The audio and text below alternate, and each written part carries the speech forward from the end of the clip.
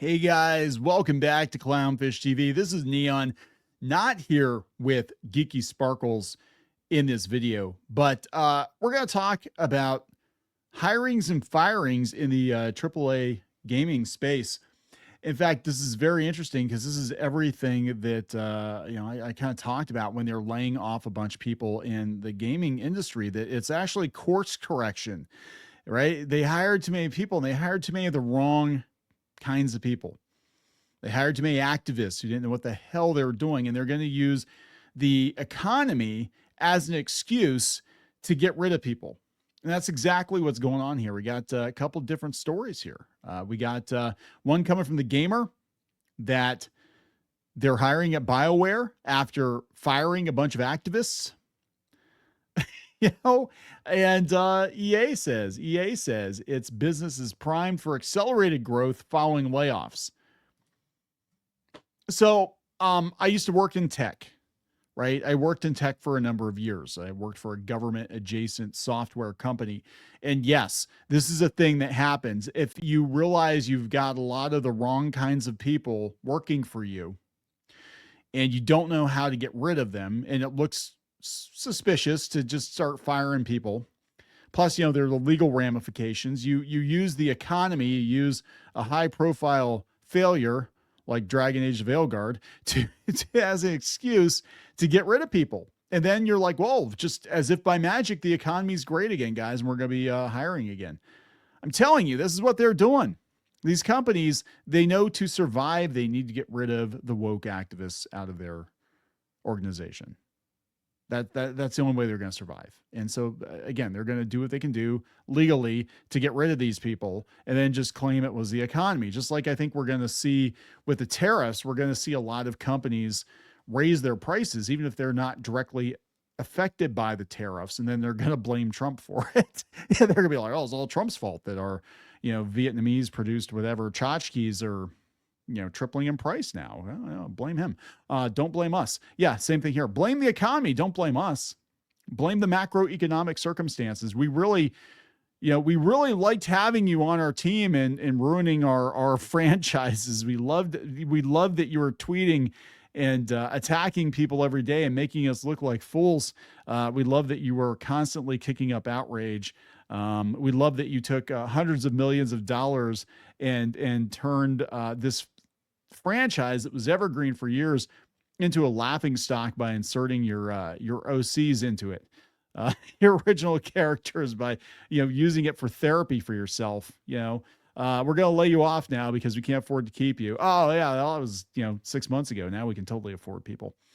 Let's talk about this. Before we get to it any further, please subscribe for more pop culture news, views, and rants, guys. Okay, so we'll go with the gamer first. So I just want to back it up a little bit. Dragon Age, the Veilguard, was such a massive failure that pretty much everybody was fired from the game, and now they're going to pivot into Mass Effect 5. Hopefully it'll be better. But this was a huge high profile failure, especially when you look at Claire Obscure 33 or Expedition 33 rather, and just the amazing numbers it's doing with a fraction of the team, fraction of the budget. This thing should have been a hit. It should have been a hit, but you let the activists get a hold of it and turn it into a multi-million-dollar Tumblr fanfic and about coming out to your parents or whatever, and people hated it. And the rest is history, and so is the game. It was already, God, weren't they giving it away on PlayStation Network within like a month?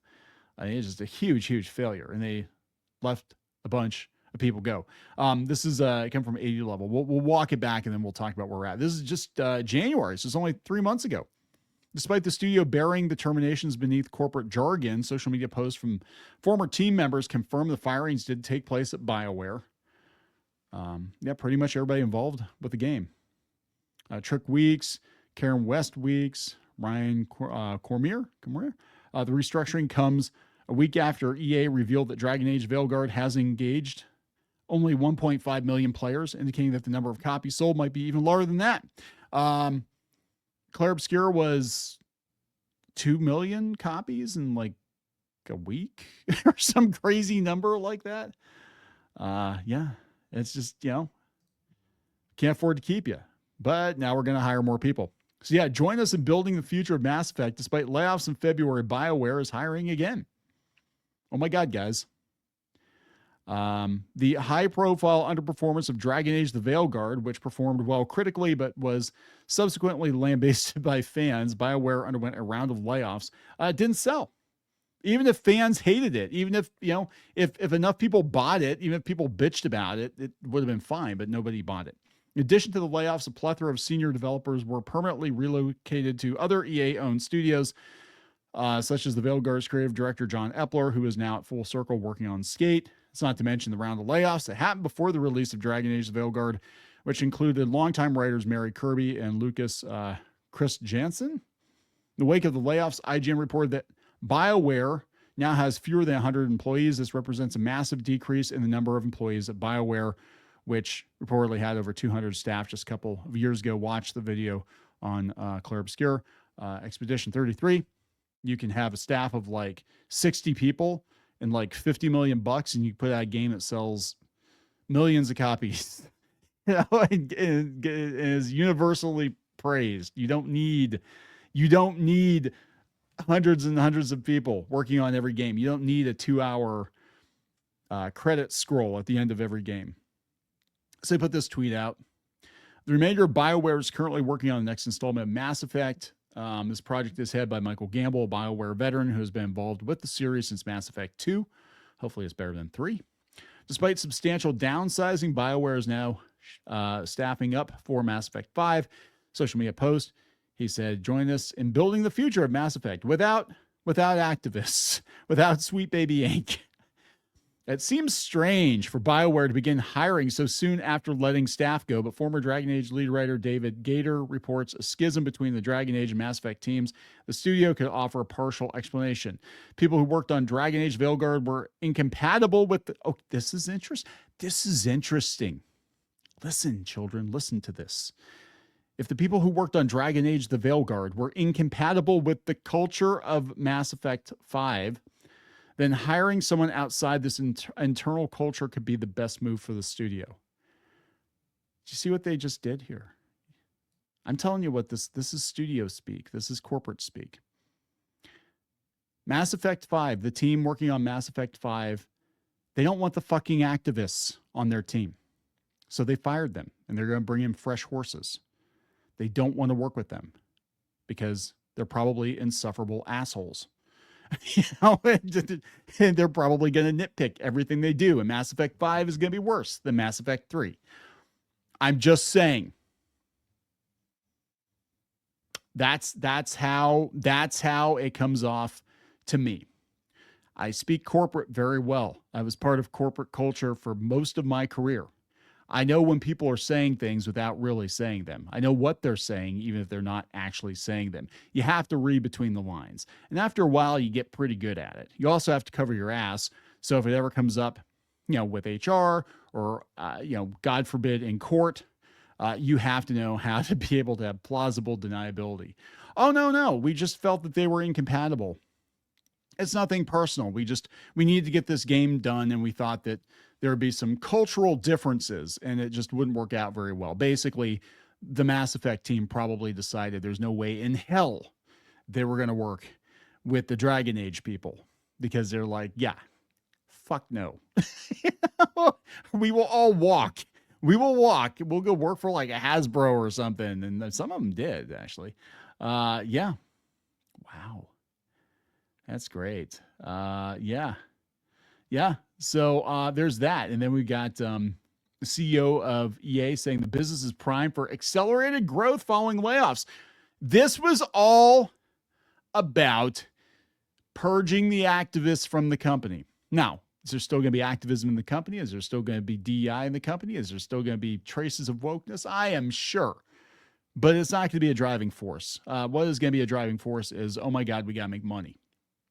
We are a for-profit company, and we're not making profits. There's something wrong. What's wrong? Well, our people, for starters, our people are a huge problem, so let's get rid of them. Let's get rid of the people that are a pain in the ass. This is a cautionary tale for those of you who are demanding the moon from your employers in this economy. right? Do your job, do the job you're paid for, do it well. Keep your political chatter and your religious chatter and whatever else that could be divisive. Keep it at a minimum, so you're not, disrupting the flow at work. Do the best job you can do. Don't demand the moon from your employers. You'll be fine. But if you're going to be a pain in the ass, you're going to get gone, right? Game developer, gamedeveloper.com. EA says business is primed for accelerated growth following the layoffs. Less than a week after laying off hundreds of workers and canceling multiple projects at Respawn Entertainment, EA has lauded its performance during its 2025 fiscal year and claims it's now primed for accelerated growth. The U.S. publisher recorded annual net bookings of $7.4 billion during fiscal year 25, representing a 1% decrease year on year. Live service net bookings sold $5.3 billion. Full game net bookings sold $2.02 billion. They said the fourth quarter significantly exceeded expectations thanks to EA Sports, American football, and The Sims. The company noted that EA Sports delivered record net bookings in fiscal year 25, and the American football franchise exceeded $1 billion in net bookings over the same period. And all these games will be sold for cheap on the secondary market. Like, God, I love it. You go to a GameStop, and it was like all ass old sports games. Everybody buys them every year. I had friends back in the day that they'd buy every version of Madden. Like every time new Madden came out, they'd buy it. And I just thought it was ridiculous. I'm like, how many effing copies of Madden do you need? They're all basically the same game. And I get lectured as to why they weren't basically the same game. Well, this one's got my favorite player in it. I'm like, okay, so another $60. All right, whatever. Even back then, I was like, can't they just like put a lock-on cartridge or something on freaking Madden games? Like, why do we got to buy a new one every year? And then they'll wind up all these games. Like, I mean, the saddest GameStops were like tons and tons and tons of EA Sports games in bins, from like the Wii, from the Xbox 360, it's just sad. It's sad. It's like, are there actual games in here, or is it just a bunch of sports games? EA praised the launch performance of Split Fiction, which has sold almost 4 million copies in 2 months. Q4 marked a strong finish. Yeah, they're like, this is great. Andrew Wilson said the company is confident of executing across a deep pipeline as it moves into the next fiscal year, which will see it fully revealed and eventually launch the next installment of Battlefield and Skate. As we look to the next 2 years and beyond, we are positioned for strong growth driven by expansion in live services, new game launches, and building global fandom through new experiences. In fiscal year 26, we're launching two of our most iconic franchises, Skate and Battlefield. Wow, this is interesting. Yeah, so they're gonna be growing. He says he's never been more optimistic about what comes next. They're going to invest in long-term evolution of Apex Legends. We're expanding labs by inviting more players across Europe and North America, and we're going to include Asia. They're gonna get some of the best creative talent in the industry. I am telling you, as a man of a certain age who has spent most of his life in corporate America, you got fired because you're a pain in the ass. You got fired because you cost the company a lot of money, right? You got fired because you're an activist first and an employee, like not even second, probably like fourth, I think in a lot of cases. So the people that are getting fired from most of these entertainment industries, and again, they're going to use every excuse in the book to cancel deals in Hollywood, to cancel movies they wish to God they'd never greenlit, to cancel animated series that cost too much and they know they're not going to go anywhere. They're going to use, the tariffs, or the strikes, or oh my God, my house burnt down. Well, that might be a legit excuse. You know what I'm saying? But they're going to use everything they can use to basically push you out. I know because I've had to do it. Unfortunately, as part of a management team, we kept moving the stapler. We had to move the stapler until they got the hint. It's like, yeah, we really don't want you here, but we can't really get rid of you because you've been here for so long and it's a bad look. So if you could just help yourself out the door, we'll give you a cake party. We used to have parties, cupcake parties or whatever. I'm like, we'll give you a party if you just leave because you're making everybody else miserable and you cost too much and the customers hate you.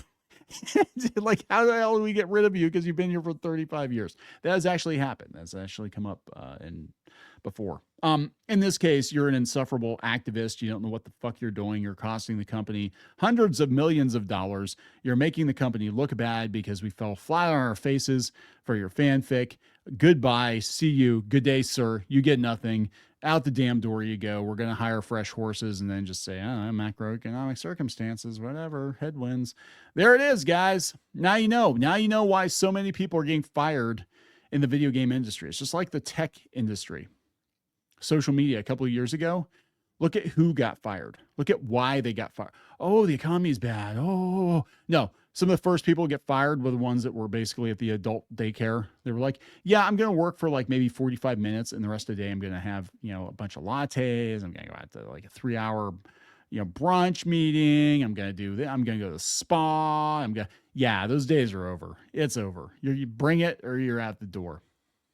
It's as simple as that. And I think they're going to look at the success of some of these indie titles and they're going to be like, yeah, we don't need 500 people on a project. We only need 50 or 60 competent people because the rest of you probably don't know what the fuck you're doing and you don't need to be here. So goodbye. All right. So I'm just saying this. Hey, it is how it is, guys. I'm going to wrap it up. Please subscribe. We'll talk later.